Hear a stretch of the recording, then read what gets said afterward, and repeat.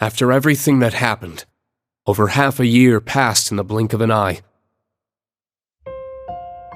With the end of the Great Twilight, an armistice was declared on the second day of the Great War. Supreme Commander Van Dyke and Lieutenant General Bright worked together to minimize casualties during the negotiations. Meanwhile, the media reported that Emperor Eugen would return to the throne after recovering from his surgery. This was broadcast around the world, in tandem with the declaration that Calvert played no part in the assassination attempt. However, the truth only ended up plunging the empire into greater turmoil and spurred a storm of criticism from other countries. Amid the chaos, Governor Regnitz stepped in to try to bring the situation under control. He issued the order for Erebonian troops to immediately return to the empire.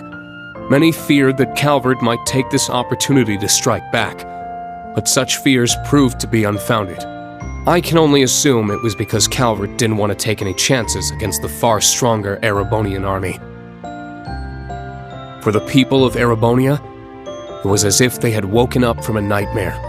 On the other hand, the people of Calvert began to criticize the empire all the more fiercely.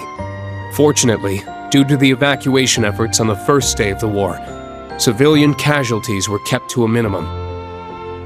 President Rocksmith, nearing the end of his term, made careful efforts to placate his citizens. However, he found himself under serious pressure from the new president-elect and was made to demand astronomical reparations from the empire. The provisional government in Erebonia, led by Governor Regnitz, was forced to negotiate.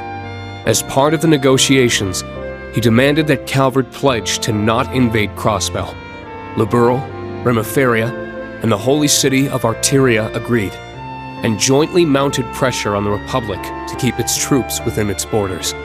Reparations were eventually made, mostly funded by the Erebonian government, the Imperial family, the Reinford Group, and House Cayenne. As the Imperial army withdrew from Crossbell, discussions began between the Empire and Speaker McDowell. But the Governor-General's personal defense force refused to stand down and took control of the city themselves. Rufus condemned their actions from prison, but they refused to back down, and the threat of a Calvardian invasion began to loom. So, the Crossbell Guardian Force, formerly the Crossbell Military Police, worked with the citizens to devise a solution. And on the day of Arkanseal's star-studded comeback performance,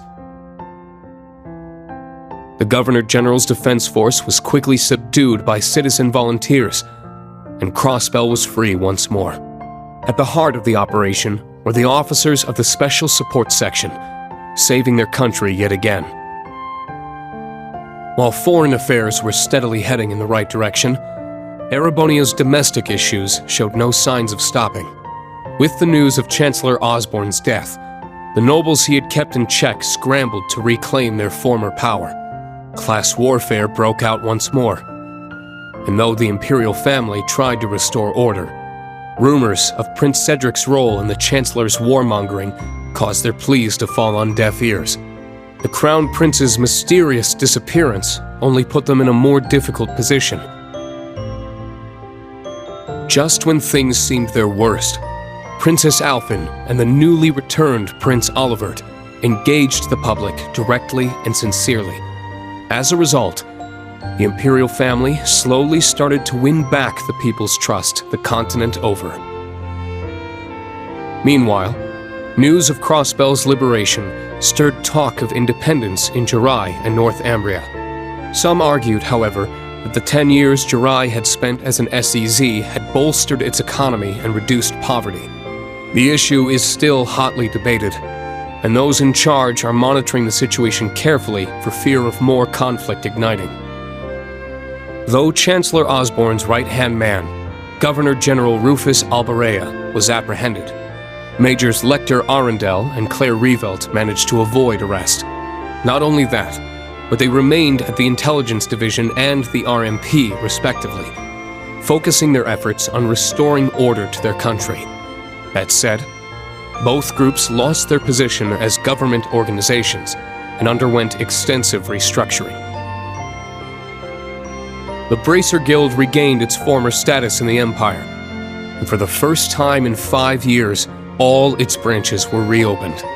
High-ranking bracers from all over the continent helped to combat disorder and unrest within the Empire, according to certain classified information from the Guild. Prince Cedric, thought to be missing, had in fact become a member of Ouroboros. There are even rumors that he was made an enforcer, but that remains unverified.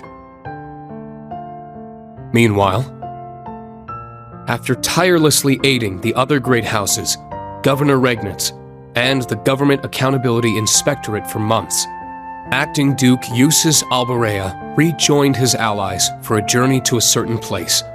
Each of his friends had been busy restoring peace to their country in their own way. But now, with the embers of war finally cooled, they were able to meet once more.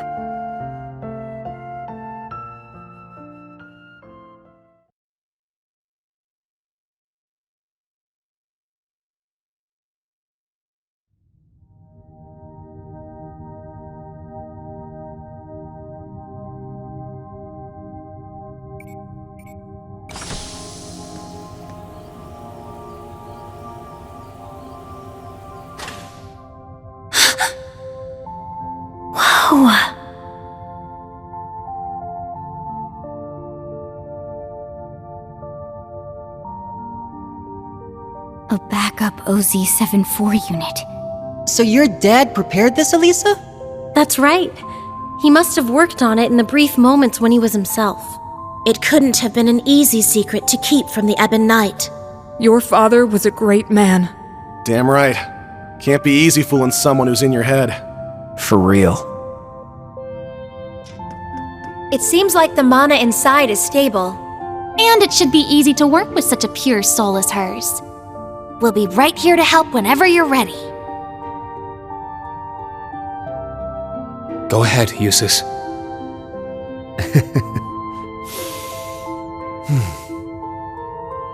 Come on, man. What are you waiting for? Now, bring out the sword. Right. Altina, you should help too. Don't worry. I know it'll turn out just fine. That's right, Allie. Be brave. I will.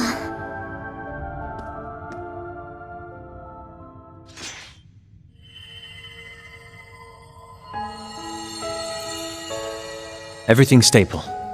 This should work. Adios, please. Now'd be the time for a miracle. I'm sure we've got 1 or 2 left, right?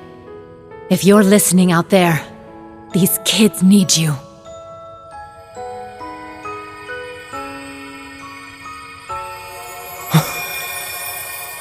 The sword.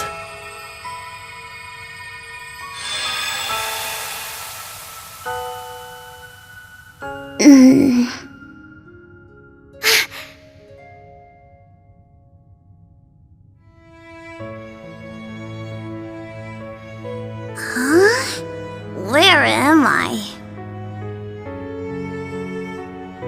Rean? Tilly? What are you guys doing here? Eustace? What gives? You look like you've seen a ghost. Wait, what happened? Last thing I remember, William! You're awake! Whoa, guys! What's gotten into you? Anyone want to tell me what this is all about?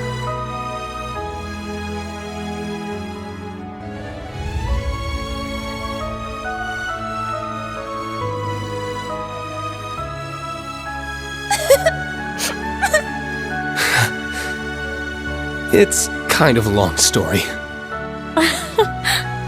So much happened while you were asleep. But before we get to all that...